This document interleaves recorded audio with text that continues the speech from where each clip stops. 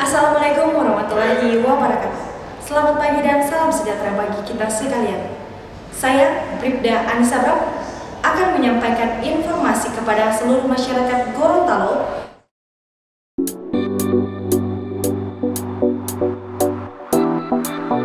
Kegiatan operasi gotong hari ke-10 ini selain menertibkan kendaraan yang belum memiliki surat kesehatan lokal, memperhatikan protokol kesehatan bagi pengendara di jalan.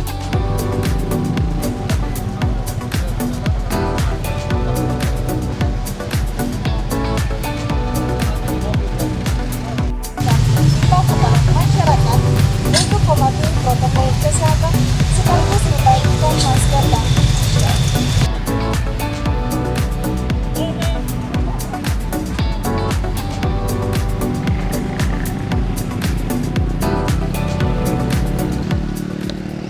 Demikian informasi terkait Polda Gorontalo yang dapat saya sampaikan. Atas perhatiannya kami ucapkan terima kasih. Wassalamualaikum warahmatullahi wabarakatuh.